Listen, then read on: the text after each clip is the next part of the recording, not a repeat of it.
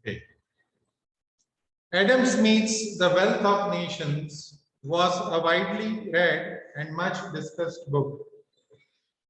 In it, he said that the political economy is a branch of science of a statesman or legislature. Okay. Ali Asgar.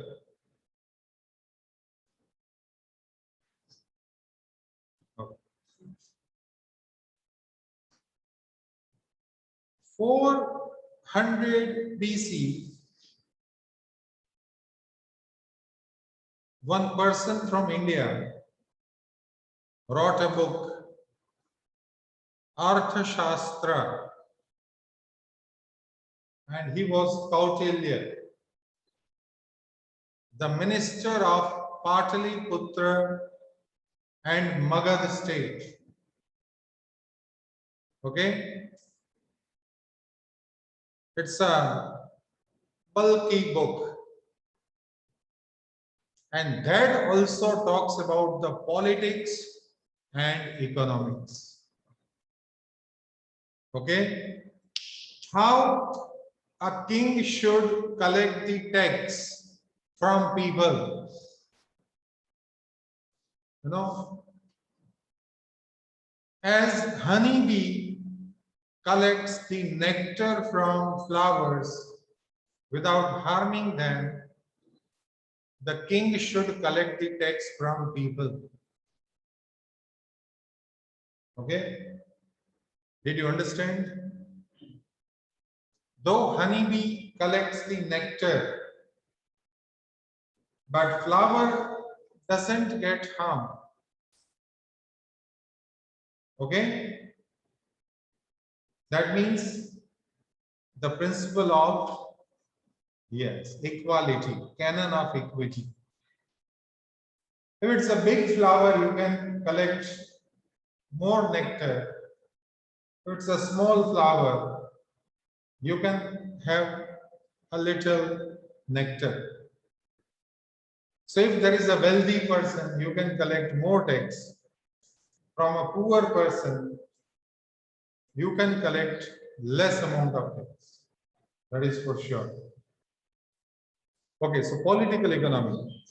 An important aspect of political economy is commerce or economy, prosperity and growth of political liberty are closely related.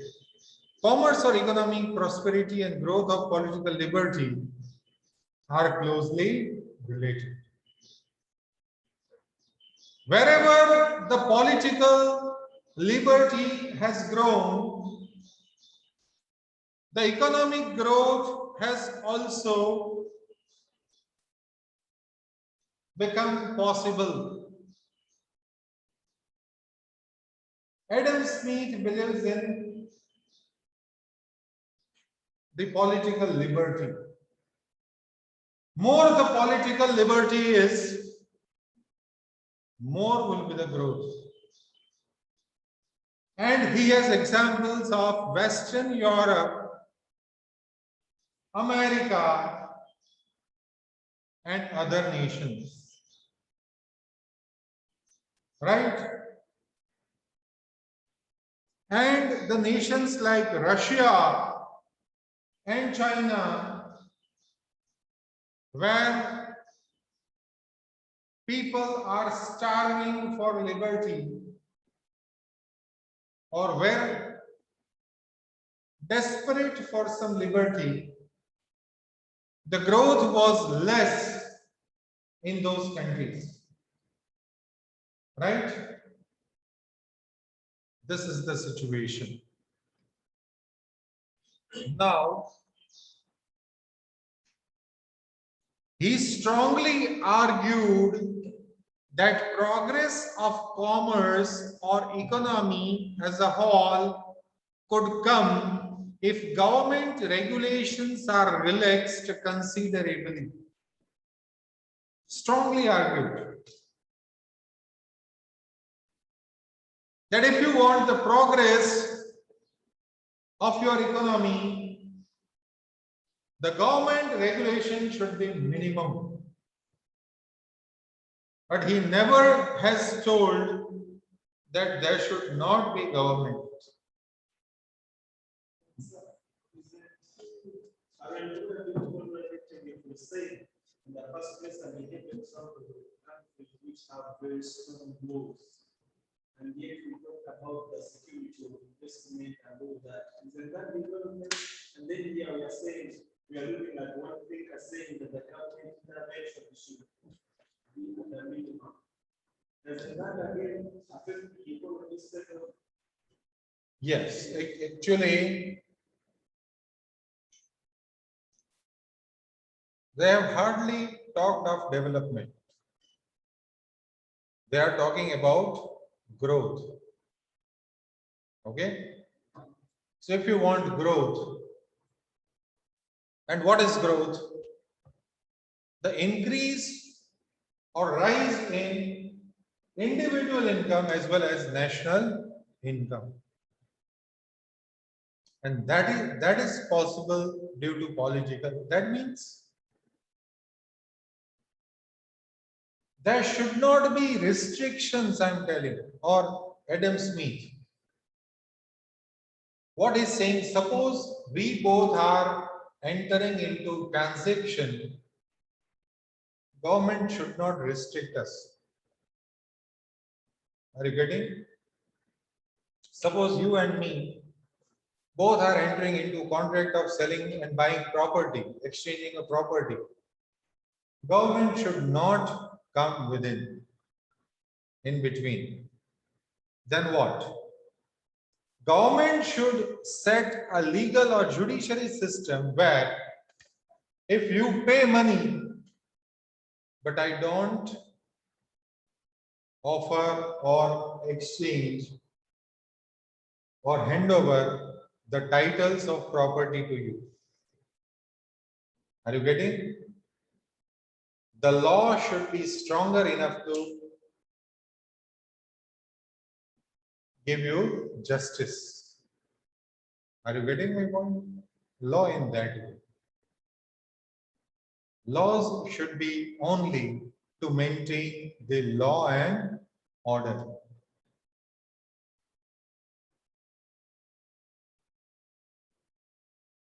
If I'm not wrong, you told me that you often play soccer, football, you or your friends.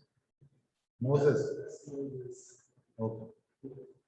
Now Ali Asgar has a team and Moses also has a team. What is the role of referee? Referee will never intervene when everything is going fair. Referee will not tell that you cannot hit the ball or kick the ball very strongly. But yes, if Moses tried to punch Ali Asgar, or if Ali Asgar just put the leg and deliberately makes Moses falling, referee will have to be there. This is law. Are you getting? You should understand the difference between politics and law. Right? Politics should not be there. Laws should be there. If politics is there, what is the role of politicians? To make legislations. So they should make fair legislations. They should not keep you, restricted. So some states and countries where we see politicians making restrictive regulations, like maybe who should get a government deal or something like that. That you are talking about the nationalism. Yeah, like where it's not like free for everybody that Okay. state. The nationalism or the nationalist movement ended after Second World War. But it was at peak when Second World War was started. In fact, it was the root cause of nationalism. Hitler said only Germany should come up. Okay? Britain said only Britain should prosper. We should not rely upon others. We have to create our own sources. Okay? Right after approximately 75 years, again we are at the age of nationalism. Donald Trump was the advocate of nationalism. Only America. China has become a very staunch believer of nationalism. No interdependence, no globalization.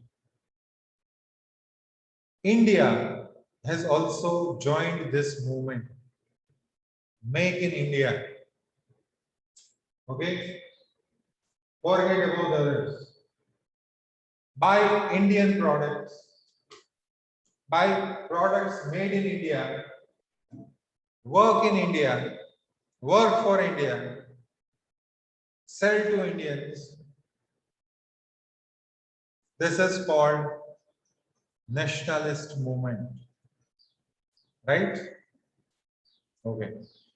And gradually, the history says that in past, such kind of nationalism has resulted into first trade wars and then world wars. Okay? Hitler was compelled. Why? Because the European countries had imposed war penalty on Germany. Germans were supposed to earn but hand over everything to UK, France. Even ships and goats were taken away by foreigners from Germans, kettles. And then Hitler rose. Hitler said, why we should pay war penalty? The money of Germany should remain inside the Germany. He started giving speeches, addressing people. He became very popular. And then, as we know, that the whole Europe was dragged into war. This is the case. Are you understanding my point? What I was asking was more in countries where those in government are just awarding, because of many rules and procedures they have set, they're just awarding those contracts to only a few people and not like everyone, because of the nature of the law. Maybe. Okay, that means you are saying government is patronizing selected people and companies. Maybe because of the procedures they have put in place, that is for you to be given a Okay. contract, you should have that, which Okay, so companies cannot be able to. Ali Asghar, are you taking attendance? Then stop mobile. And maybe new companies cannot. It is everywhere. That is what I told you.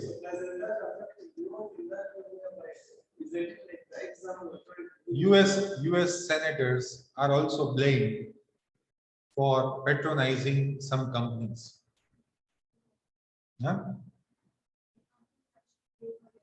Yes, exactly. Companies offer election fund contribution to political parties. In past, there was a license Raj, that means license system, as you told, procedures. If you fit certain criteria, then only you were given the license. So who got the license in India? Selected companies, Birlas, right? Bombay Dyeing, and a few companies. Bajaj, you may be right, right? But see, limitations are of two types. Yes, sir. One is system driven, other is people driven. Okay, mainly India is suffering because of people driven systems. As people are wrong, people are biased, people are prejudiced, or they want to favor only selected people, they can manipulate the system or they can form the system like that. Okay, are you getting my point? Okay. Now, but Adam Smith strongly believes that producers should be given more liberty. This question can be asked for 5 to 10 marks. Thoughts of Marx. Now Marx came. Marx explained and interpreted. Okay, let me find you the. Is there top 10 economies? I'm not sure. Will it be there?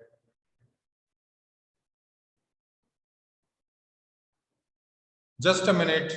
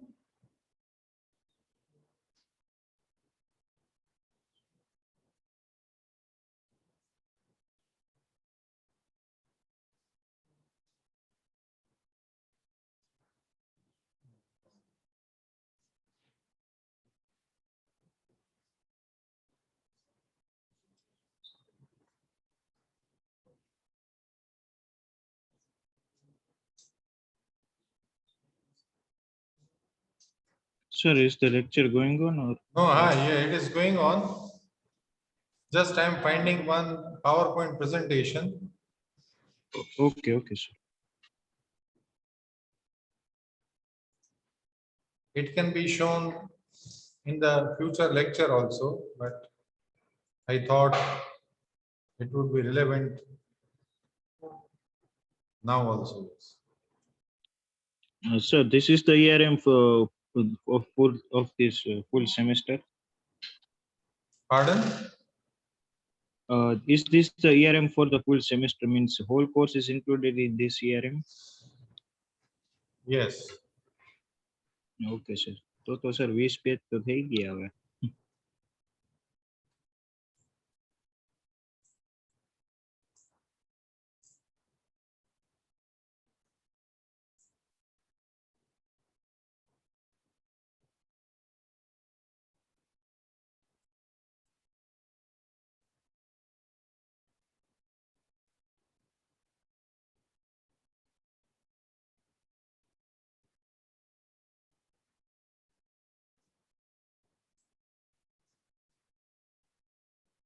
Okay, I will find it for you. May not be available right now.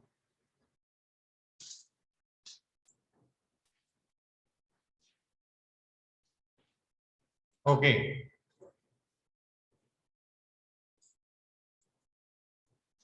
Yes. Thoughts of Marx. Okay. Marx explained and interpreted the political economy of the entire capitalist world and arrived at the conclusion that the economically powerful class, which is capitalist, exploits the entire society for its own benefits. Ali Asgar. Yes, sir. Okay. Capitalists exploit the suppressed class. Okay. He had not only exposed the naked character of exploitation, but also pointed out vehement protest against this exploitation. Okay. That means the protest going on against the exploitation of poor, how much vehement it was. The proletarist class is the victim of exploitation. Proletarist means very, very primary, landless.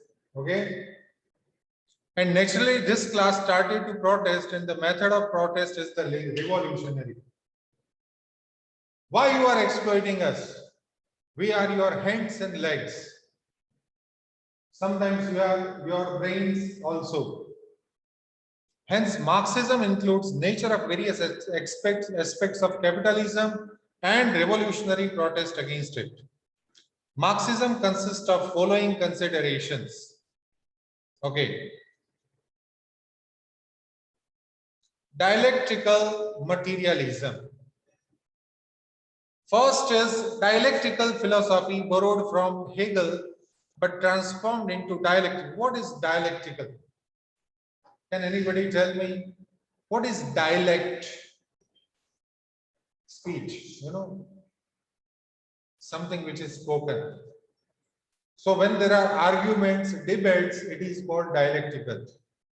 Okay? Me and Kibiregi are arguing, then we derive to some conclusion. This is called dialectical. Right? Okay. The dialectical philosophy borrowed from Hegel but transformed into dialectical materialism. That is logical discussion, arguments, disagreements of ideas and opinions, from which in turn historical materialism derives. Okay. The dialectical materialism is the Marxist theory adopted as the official philosophy of the Soviet communist. See, this is by Soviet communists. USSR, Union of Soviet Socialist Republics. That political and historical events result from the conflict of social forces and are interpretable as a series of contradictions and their solutions. Can you tell me who was ruling in Russia before the rise of Marx? Online students are also invited to answer.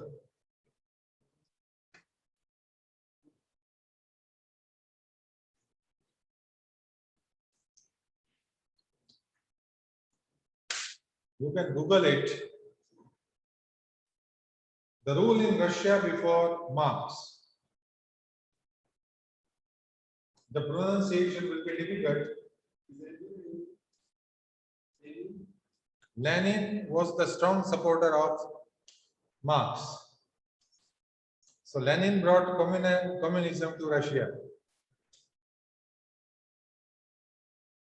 You're saying the one before Marx. Before Marx, before Lenin. Before Lenin. Before. Stalin is very recent, 20th century. It's a Tsar. Tsar.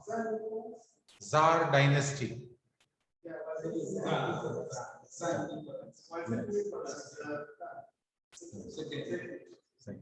Right? So, there was a monarchy in Russia, Moscow. I think you have seen those onion domes, in the streets of Moscow, the square, the Moscow square, right? Onion domes, the churches with onion-shaped domes. So all were the footprint, all are the footprints of monarchy. But then Lenin, contradiction, struggle, protest, they brought communism, right? So that's what then, because I remember that time Europe was going through democracy, Yes. pluralism, and that, and most kingdoms were trying to become constitutional monarchs. Exactly. So That is right. Because does that mean that then the big man, the idea of even a monarch having a constitution, he just wanted actually, in Russia, it was not only the protest against king. It was a very, very, very ideology-driven struggle, right? Not only for democracy also, but all should get equal. The philosophy of communism was spread, was rooted in the minds of people, and then it led to protest. Did that mean that he was not ready to buy that Ye- philosophy? Yes, actually, king was totally against. Why? Because if king starts believing in the communism, what will be the difference between king and people? Right? There are some privileges available to king. Okay? So communism in general meant that all of us have to be on the same footing, Yes. whether you are leader or you are. Yes. But Exactly. I still thought that meant that a certain section of people had to be on the same footing, and the government had to be the one to ensure that is. Perfect. Socialism and the extreme of socialism is called communism. Okay? Communism means everything belongs to community. Right? That is communism. That's what led to downfall of the Tsar. Downfall of the Tsar. Like if you have read the French history, French Revolution. Who was the king when French Revolution happened? Louis XVI. Right? Same. The same. No, not the same, but the same reason. Same reason. Do you know that I read one fable, not fable, but But maybe in France, they were not fighting for the spread of communism. they were against exploitation and the careless attitude by queen and king. One day, just outside the royal castle, people gathered. They were demanding for breads.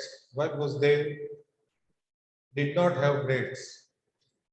Then they started shouting. Then queen asked to the servant that why they are shouting. Then servant answered, Madam, they are shouting because they don't have breads to eat. Then do you know what queen replied? If they don't have breads, why don't they eat cakes? And yes, this conversation spread among the crowd, and then they torched the whole palace. And they But that will affect someone.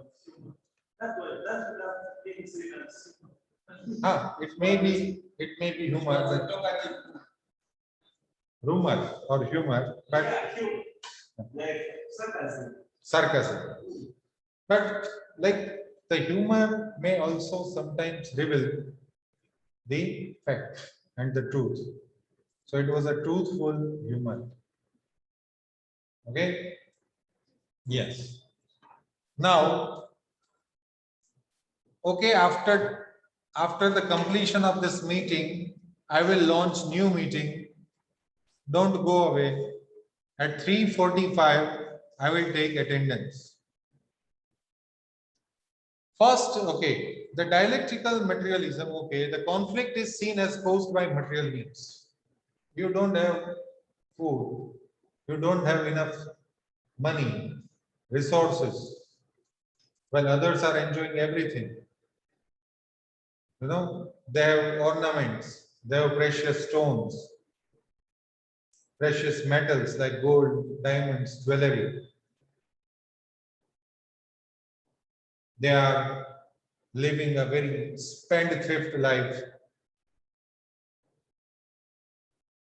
and you don't have even to eat. That was the situation. Okay. Historical materialism. Okay, we saw dialectical materialism. You may be asked, what is the difference between historical materialism and dialectical materialism? Right? Central to Marx's thought is the theory of historical materialism, which argued that human societies and their cultural institutions like religion, law, morality were the outgrowth of collective economic activity. It was all due to community. It was all due to communism. It was all due to socialism. If Ali Asgar's family is very wealthy family, who are responsible for this wealth? Who should be credited for that wealth or status? All the family members, right? So when a religion is a very prospered religion, why religion became prospered?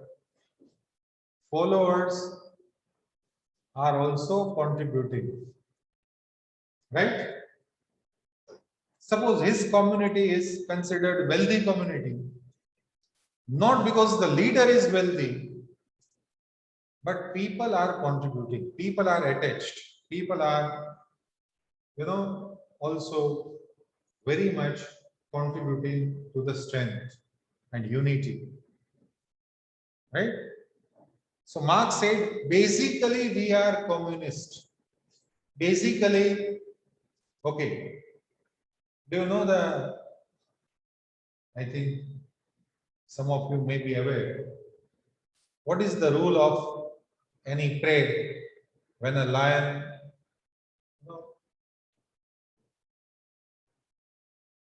makes some prey, how it is eaten and shared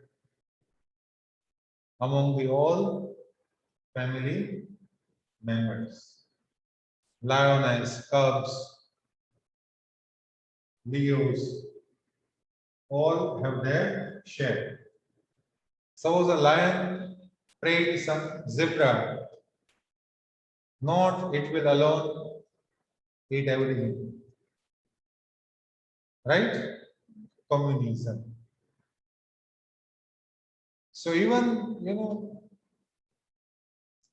for human beings, if I hunted, okay, a deer or an impala, then I will share it with my family members. Okay?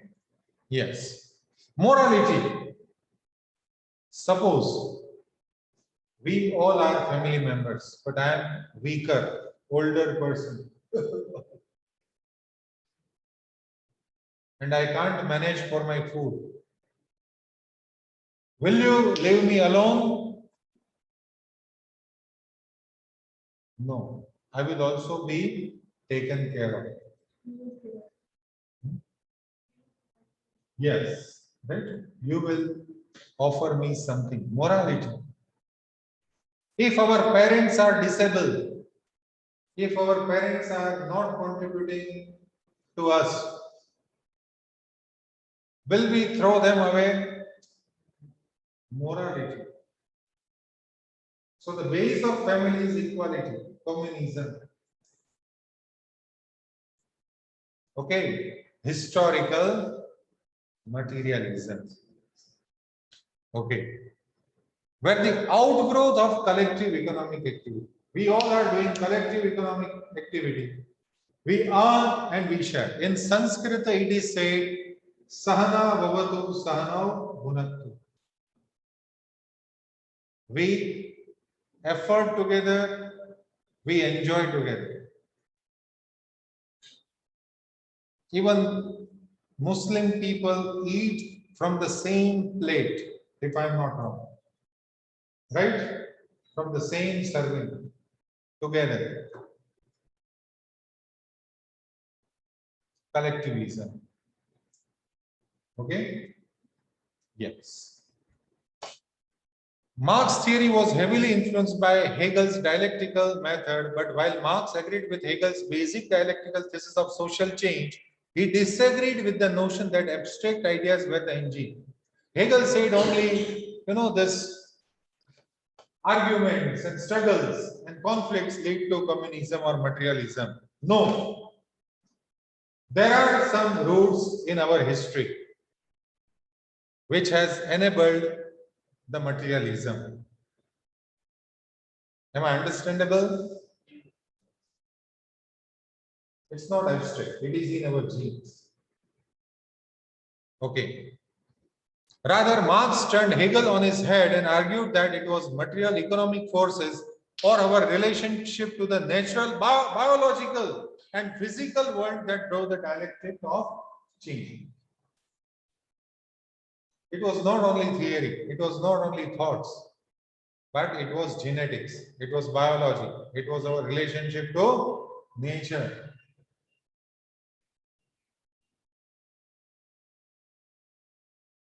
Even if we get a little water supply, we don't forget to offer one bucket to a tree, isn't it? As we are getting shadow, shelter, fruits, leaves, we offer water. Okay.